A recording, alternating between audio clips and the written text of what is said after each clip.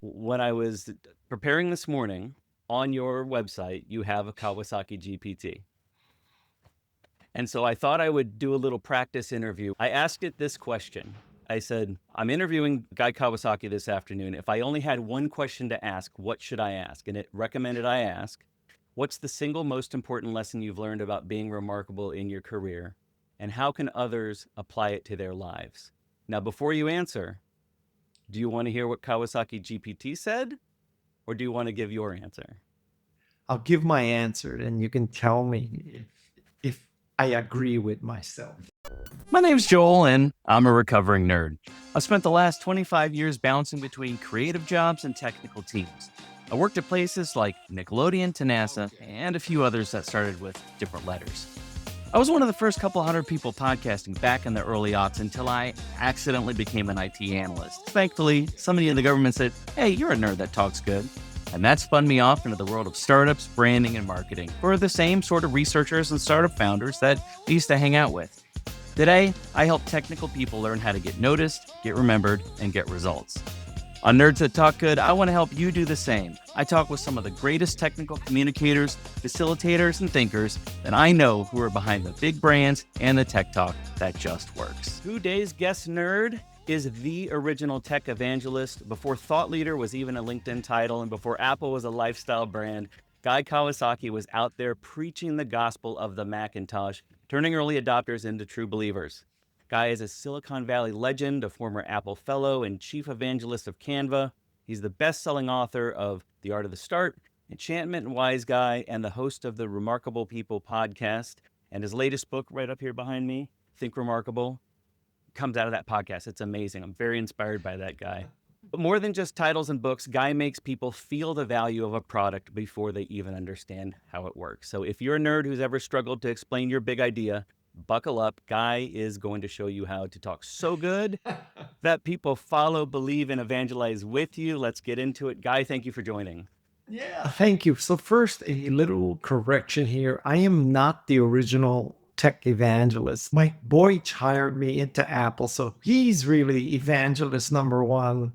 Of course, you could make the case that even before Mike Boych, there was Jesus. So it was Jesus, 2,000-year gap, Mike Boych, 1-year gap, Guy Kawasaki. Okay. That's the history of evangelism. Credit where credit's due. And that's what I really want to talk about. I want to give a little background about how we almost met. And you don't even know this. Many, many, many years ago, you were giving your Art of Innovation speech to the International Association of Business Communicators in Toronto. I was working for the federal government at the time, and I was so disillusioned with mission, vision, value statements, blah, blah, blah, corporate bullshit. And I was so inspired by your talk. And then we were on the same flight back to the States. And I was so starstruck, I did not say hello. So it's been a long time coming. I've been following you for many, many years. So, and when was this? I think it was 2011, 2009. So this is before Canada became the 51st state. That's right. That's well before that happened. But something happened on that stage, and you seeded an idea in my head that eventually inspired me many, many years later to develop my methodology and the way that I help nerds talk good through the card deck that I do. And it's right here in the yellow. It's the concept of mantras, which I have a book coming out in 2 weeks that I talk about this. And I realized while doing the proofreading and doing some email searching that I got the idea from you, and I didn't even acknowledge you in the book. So I have to rectify that. I've got a copy coming out to you. And then you were gracious enough to agree to come on. So thank you so much. I would not lose any sleep about not having acknowledged me. So, listen, as a business writer, as a business speaker, we're all ripping each other off. That's right. There are no new ideas. So, but I have a question. I just noticed what you did. How did you do that thing where you moved yourself off and you brought your card deck into the frame? Well, I'm a recovering theater guy. And so I have an Elgato Stream Deck and a multiple camera setup here because when you're communicating, you got to get people's attention. And I got tired of sucky, boring old Zooms and decided, Wait. So back up. So I use Squadcast too, and Squadcast is directly connected to one camera. yes, So are you telling me that you have two cameras connected to an Elgato deck, and then Elgato Stream Deck. you just flip between the two? Yep, And so from Squadcast point of view, it's just one feed, but at the deck level, you control that's which right. cameras used. Oh, I can do much more than that. I can bring up my core. You're talking about ripping off the masters. Emotion, logic, and credibility is Aristotle, and Maslow's hierarchy of needs is how we communicate our technology. So Well, I would say it's time well spent ripping off Aristotle and Maslow, but not Guy no, Kawasaki. no, and so that's why I wanted to come on, publicly apologize, give you full credit. But what I really wanted to talk about was tech evangelism. So when I left the federal government and joined my first startup, they weren't paying me very well. So they said, "What title do you want?" I said, "I want to be the risk evangelist." I said, "I don't want to be a sales guy. I don't want to do marketing. What I really want to do is get people into believing what we're trying to do." And I patterned it off a lot of you. So I'd love for you to just open with your nerd origin story. How did you get from where you were to where you are, and getting that start? The one word answer is nepotism. Mike Boych, the first evangelist for Macintosh, I was his very good friend in college. And so, if you looked at my background in terms of education or work experience, I was from the jewelry business. I had a major in psychology. So, I did not have the work experience, I did not have the educational credentials. I had nepotism, and nepotism is a powerful force. So the short answer to how I got my job is nepotism.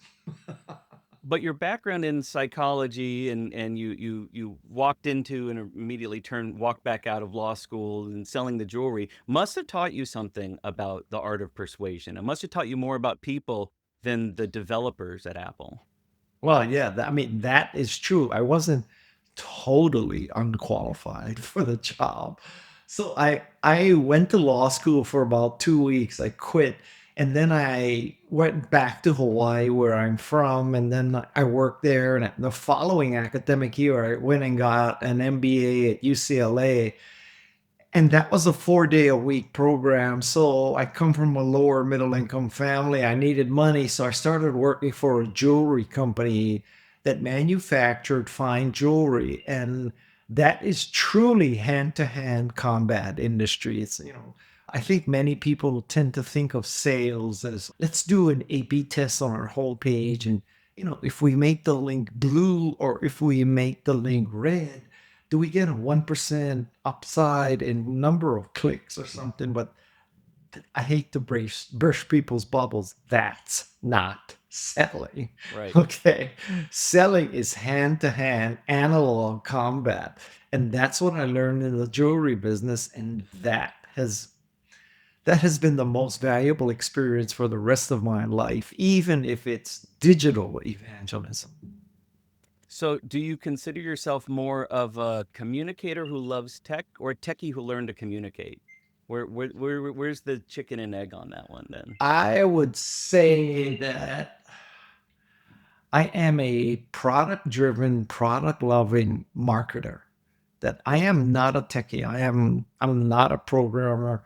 I don't understand the ones and the zeros, and I don't understand, like large language models, how they work and all that kind of stuff. But I can market that shit. Were you always a good speaker? How'd you learn the stagecraft? That's a myth that speakers are born. Speakers are made, and what makes a speaker is repetition. So, I mean, as you can imagine, working in the Macintosh division, you had, let's say, someone to look up to called Steve Jobs. And so that's the positive way of saying that you had this great role model. more accurately, that's like maybe one of the most intimidating people in the world to work for if you ever wanted to make a tech presentation, because he was the greatest tech presenter in the history of man. And when he did his demos, they worked. I mean, if he had a Tesla and he said the glass is bulletproof and he threw something at the glass would not break. Okay. He would know how to do that. So the fact is that he was very intimidating to work for, very inspiring at the same time. So it was it was kind of spooky to start speaking, knowing that Steve Jobs is hovering around someplace. And I started speaking in 1987 or so, and I have probably given, well, let's see, 87 to the day. Let's call that, 40 years. 40 years, 50 speeches a year. That's 2,000 speeches. So yeah, let's say I gave a 2,000 speeches, and now I got good before I reached the 1,999. But I would say it took hundreds of speeches to get where I am. Yeah. I find with a lot of especially technical communicators, technical creators today, they're chasing a message. They put something out there, try it once, it doesn't work, and they pivot and they shift. And that consistency I think is so important. How Well, did you develop that consistency? Or were you trial throwing and or were error. you throwing spaghetti every time? Well, I for a while I was throwing spaghetti, but there's two things that you can control. It's the kind of spaghetti you're throwing and the wall you're throwing it against. So I Mm, tried to control both. So as a tip to nerds who want to demonstrate and speak, I will tell you this, that I think many people, when they're demonstrating technology, they want to demonstrate the what. In other words, the final result. And so let's use a situation where you're demonstrating Canva. The temptation will be, let me show you this great 16 by 9 presentation. Let me show you this great Instagram background. Let me show you this great Etsy store, photo album and all that. And I think the problem with that is that with enough time and training and expertise, almost any product can create a great graphic output. It could be Photoshop, it could be Illustrator, it could be Canva, it could be 25 other things. So if you focus on the what, you're going to be in a 25-way tie that, 25 other things can create a beautiful picture. So what you should do as a nerd is not focus on the what, not the final result. You focus on the how. So I can take Canva and I can show you in 30 seconds how I can make a great graphic. You cannot do that in Photoshop. So what's crucial for nerds when you want to show a product is you show how your product gets to the what, not the what, the end itself, because everybody can produce a great what. You often open with a bold claim and then back it up. This is part of your tell then show approach, right? So someone trying to pitch or demo their product, where did that come from? Because quite often, going all the way back to our friend throwing bricks against car glass, it doesn't always have the backup. So is that a function of just the storytelling and praying, or do you really have to know your shit technically as well? You can't. Listen, you have to ask that question. I mean, Well, I work with a lot of startups who have great ideas and great visions. Like, how do you temper those expectations but still get people excited? well, I mean, if you have good shit, you don't want to temper those expectations. You want those expectations to be high. Now, in this case, we're referring to, it is inconceivable to me that you would have a demo where you have your VP of technology or whatever say, yeah, we got bulletproof glass. And he throws this thing and the glass cracks.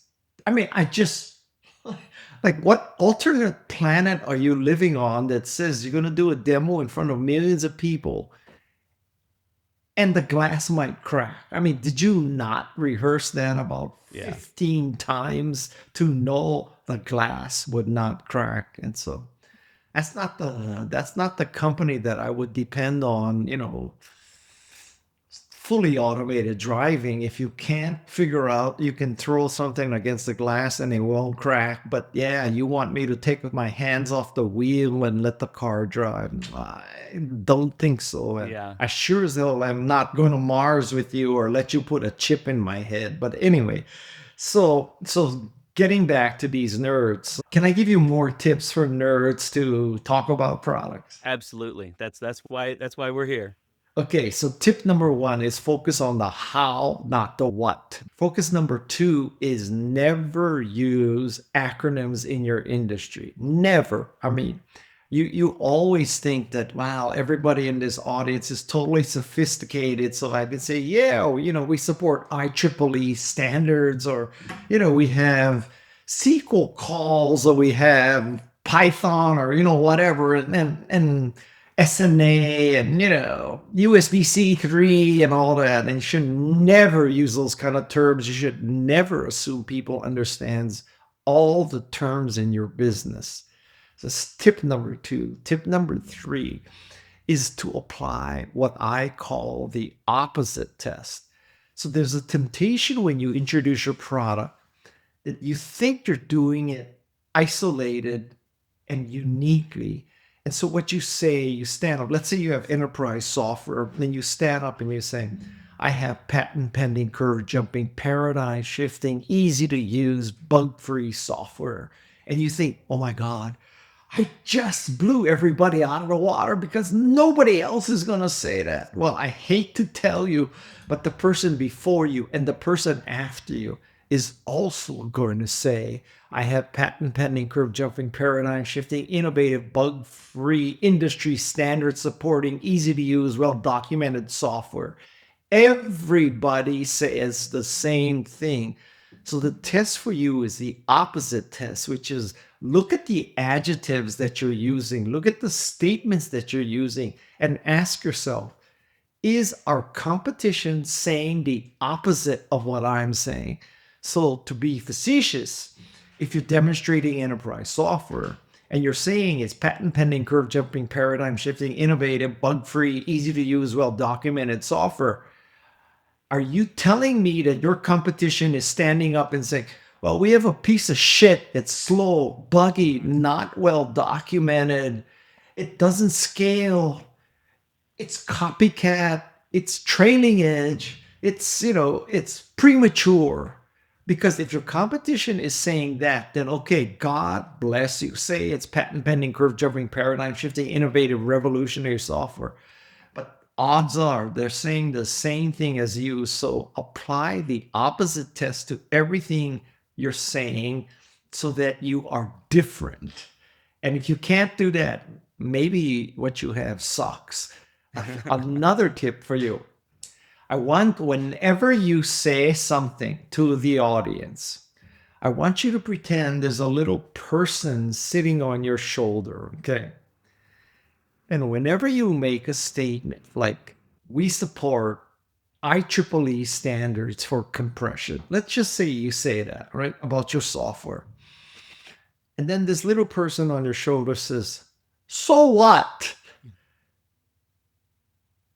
And you've got to answer that question because you think, wow, I just made this really dynamic, powerful statement. We support IEEE compression standard. So freaking what? You got to answer that question. I love it. Yeah, and I have cards in my deck called the focus cards. These are kind of my Uno reverses, which are like, if you're talking about a big idea and I see any acronyms, I'm going to tell you to strip it. Or, so here's your so what card. And, can you own this? Can anybody else say this? And I have found that these have been the best things because they're non-confrontational. And if I'm doing a workshop and somebody's writing down these, I just kind of slip that over to them. You don't have to call them Okay. out. I'll give you another card to make. I will, and I'll put your name on it. Just like you attributed me before. Your track record is somewhat suspect here. I Uh, I know. okay. So, you know, I mean, people call this the magic quadrant, but it is a 2 by 2 matrix, right? And this 2 by 2 matrix on vertical axis, you measure how valuable it is that what you're doing, how useful is your product or service. On the other axis, it's how unique is your service. Is a lot of people do this or only you do that? So in this 2 by 2 world, the only quadrant that matters is you do something valuable and unique.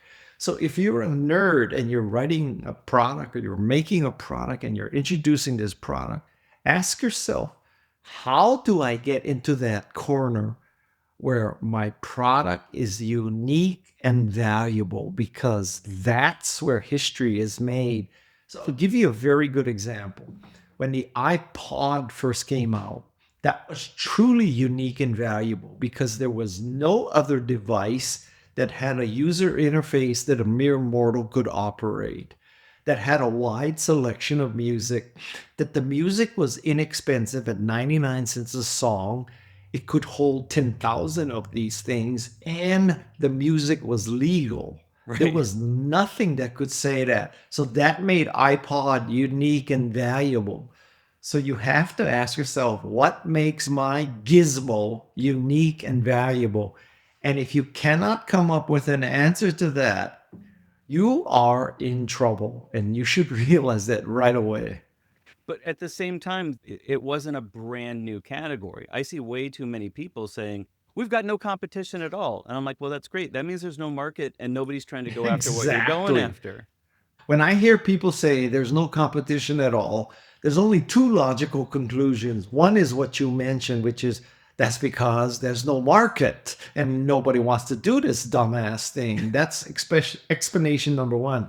Explanation number two is you are so freaking clueless. You don't know how to use Google or Chat GPT. You are so freaking stupid. You don't know there's 10 other companies doing that. And that also makes you not a good investment because you don't do good competitive analysis. Yeah. And those are the only two choices. I tell a lot of my clients, I'm like, if you think there's no competition, doing nothing is competition.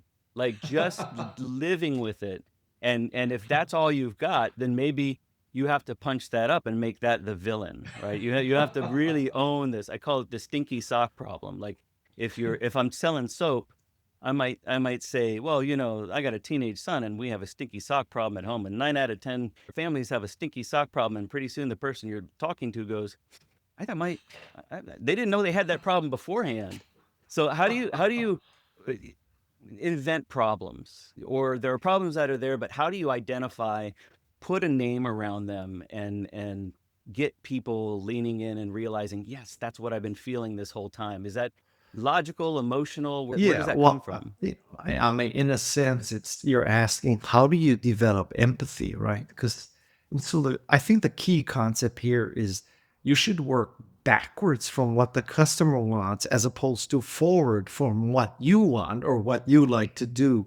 Because if you work backwards from the customer, you're pretty sure there's a need. Whereas if you work forward from what you want to do, it's not clear there is a need. Now, I'm going to completely contradict myself, but there is also a case to be made that if you are the customer, you truly know what the customer wants. So I would make the case that Apple started this way, that Steve Wozniak was not building an Apple One for a theoretical multi-billion dollar market of people who wanted a personal computer, because quite frankly, nobody knew what a personal computer was because there was nothing personal about computers back then.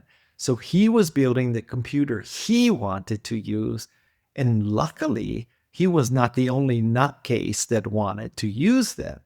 So I'm telling you, either work backwards from the customer or be the customer. And I think that is the surest path to making a product that will be successful. Yeah, absolutely. But then also recognizing, if you're coming at it from the customer's perspective, that you're not the only customer. And sometimes that might be a market of one. It might be a market of 5 or 10, or there might be adjacent paths, and this is where pivots come in and realizing, well, it can also do this. It can also do that without chasing.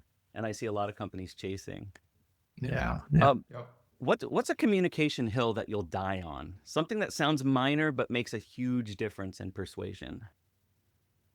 Oh, well, there's the Guy Kawasaki theory of presentations, which is you should have about 10 slides. You should be able to give those 10 slides in 20 minutes, and the smallest font should be 30 points. And I think that if everybody just believed that, the world would have much better presentations. Yeah, I agree. I'm not a fan as much of the PowerPoints and the slides, which is why I default to physicality. Putting something in somebody's hands is huge. So I would like to do, with your permission, a little bit of message therapy with Guy Kawasaki. I've selected 6 cards. I'm going to prompt you with one of the things. I want you to just answer the first thing that comes to your mind.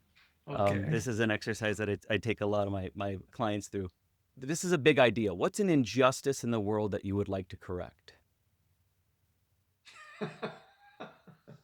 Briefly, in brief. I would like to correct the fact that teachers in America are underappreciated. That's awesome. I love that. Story. What do you hope people are saying about you when you're not around, and are you delivering on that? I hope that people are saying that he is really a down to earth guy and he doesn't take himself too seriously. Oh, I love that. A value. So a value proposition. This is a superpower. How do you empower your customers or the people that you work with? And give it a name.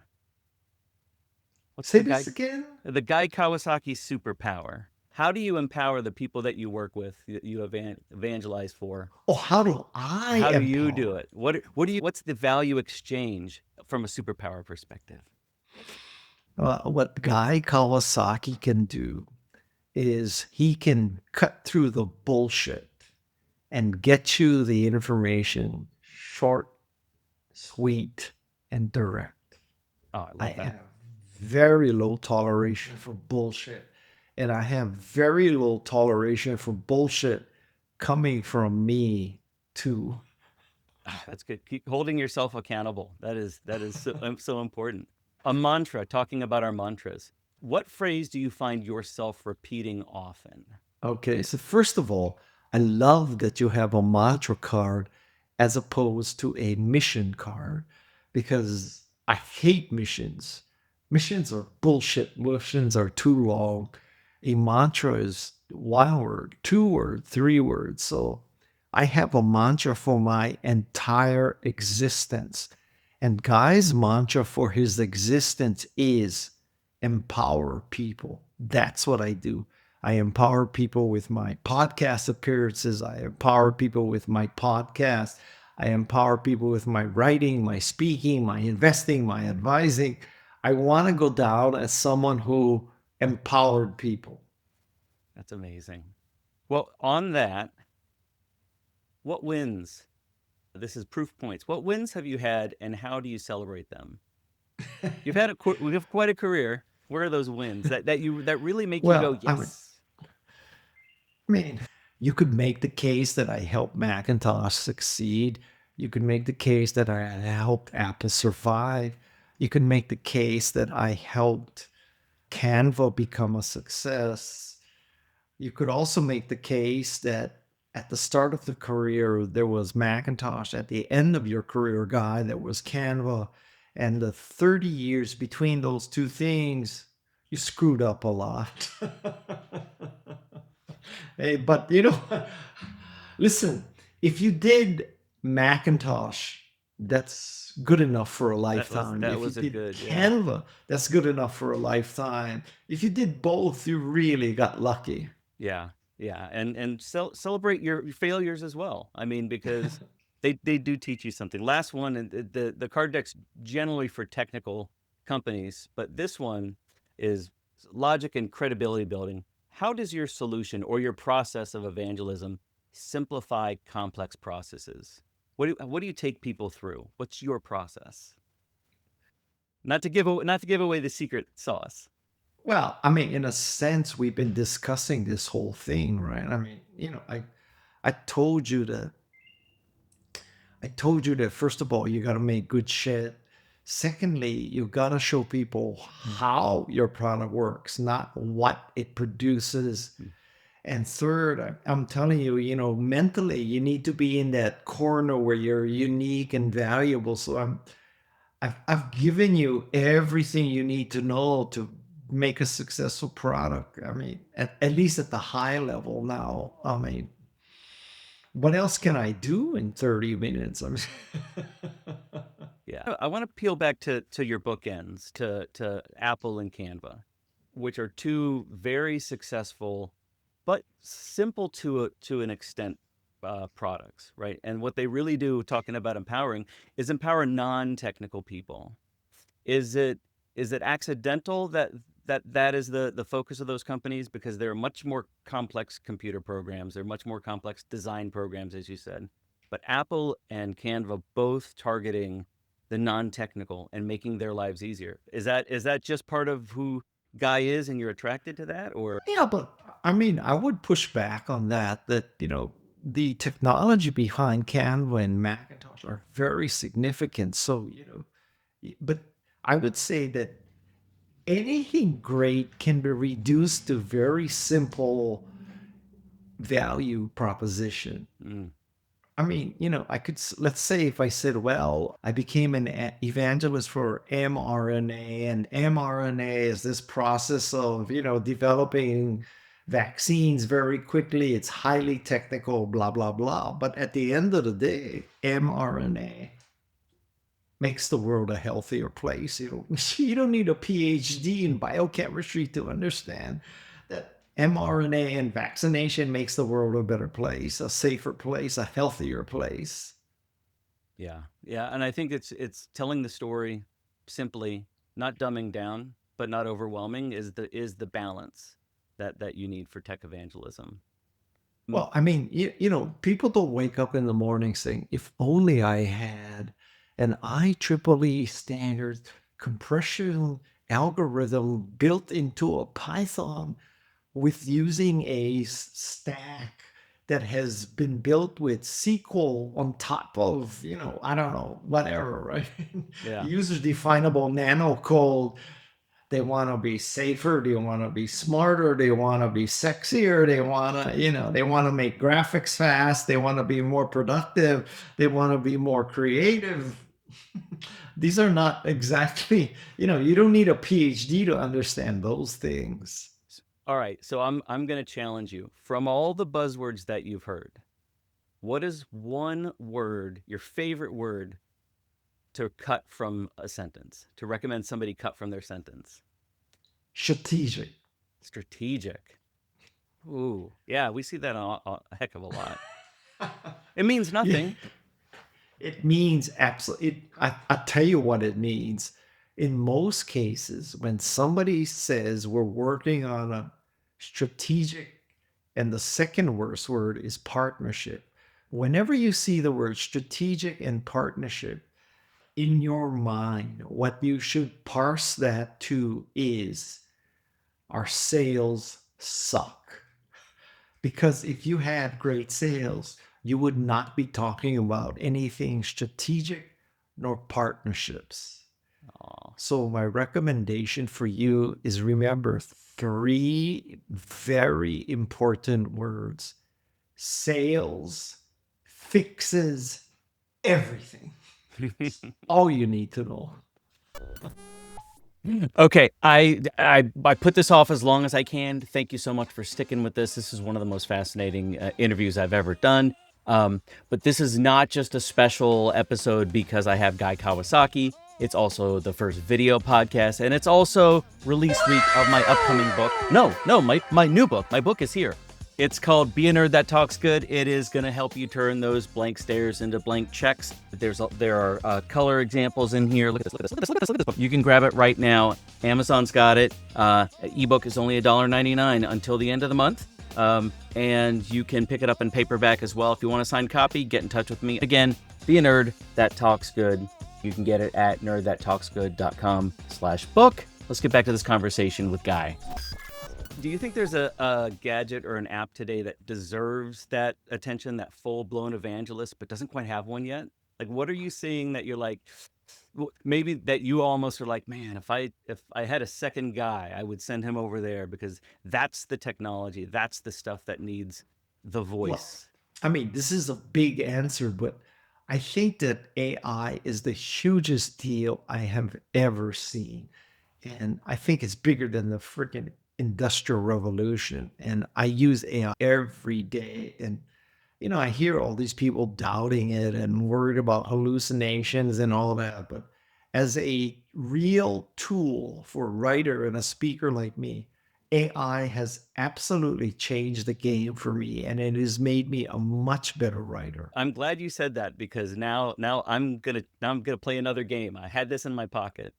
I listened to your episode with Deepak Chopra on Remarkable People, which was phenomenal. And the way that you two were talking about your custom GPTs and putting all of yourselves out there. Yeah. When I was preparing this morning, on your website, you have a Kawasaki GPT. And so I thought I would do a little practice interview. I asked it this question.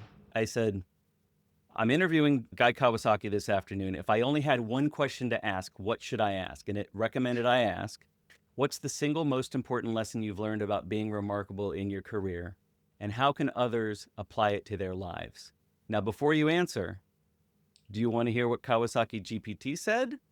Or do you want to give your answer? I'll give my answer, and you can tell me if I agree with myself. And if it's wrong, I'll completely cut this segment out. No, I don't. No, absolutely do not cut this sentence off because there's a 50% probability that Kawasaki GPT's answer will be better than the answer I'm about to give you. And I freely admit that because in my mind, artificial intelligence is already sentient and it is much smarter than any given human. So anyway, so to answer that question, I would say that what I think is probably the well, I actually have two. I would say that the two most important qualities to be remarkable is to have a growth mindset, which means that you believe you can learn new things and do new things and try new things. And the second thing is you also need a grit mindset. Because if you have a growth mindset and you're going to try new things and you're going to risk failure, you need to have a grit mindset to keep at it when you encounter failure. So my answer from Guy Kawasaki, the human being, is growth and grit. And I love that. What did my chat GPT say? Both themes from the book, which I thoroughly enjoyed. The GPT said, being remarkable boils down to one thing, making meaning. It's not about chasing money, fame, or success for its own sake. It's about creating something that makes the world a better place, whether that's a product, a service, or just how you treat people. Well, see, I told you that Kawasaki GPT is better than me. That is a better But you get answer. credit both ways. You get credit either way, which is a win. Well, I could make the case that, it's the specificity of the prompt, right? So like your prompt, I answered a slightly different question because I think I answered the question of what's it take to be remarkable. Whereas you asked, wait, what did you ask? What did you ask the GPT? The single most important lesson you've learned about being Oh, okay. remarkable. So single most important. But I honestly would tell you that the single most important lesson that I learned about being remarkable is growth and grit. So I differ from my own GPT. And that's why they make phenomenal companions. So I wanna close. I want to thank you again for being so gracious with your time. A little bit of peeling the curtain back. what are you doing today? Sort of maybe personal projects or things in a different sphere You that mean you're excited today? about. Like In right now, well, today. not what are your lunch plans, but what where do you find that renewed juice and that energy? So I don't know where you stand politically, but I am very concerned about the survival of democracy in our country. Same. And the project, I figured I can go on social media and, I can do all that kind of stuff. I don't think social media changes the needle or moves the needle anymore. So the project that I have identified for myself is I am writing a book about how to use Signal, because Signal, as the most encrypted, most secure communication method, I think is absolutely essential to the preservation of democracy. So I'm trying to help people embrace Signal so that they can help democracy survive. Yeah, as long as you make sure you know who you're adding to the group chat, that's the important part. I love it, Guy. Obviously, the podcast, the Remarkable People podcast, your many books. How else can people follow you? What are you out Well, there doing? my best work is the Remarkable People podcast. I also have a Substack newsletter, also called Remarkable People. So between the Substack newsletter and the podcast, you're going to get more guy than you want. I don't even think that's possible. This has been phenomenal. I want to thank you. I've got a book coming your way, and so Thank you. you'll get the version that you're not in, but I'll pencil you in the acknowledgments, and then when I do the second edition, I'll get that in there. Again, I am fangirling. This has been amazing. A friend of mine who was a security guy at Apple, Dave Doyle, says mahalo. It has been a pleasure. Thank you so much for The joining. pleasure has been all mine. Thank you very much. Have a great weekend. I will. I thank you. Bye bye. If you want links to the resources mentioned on the show, head on over to the episode page. And for information on booking a message therapy workshop, getting your hands on the message deck, to check out my upcoming book, or just buy me a coffee, go to nerdthattalksgood.com/podcast. Until next time, happy messaging. Remember, you don't have to speak well. You only got to learn how to talk good.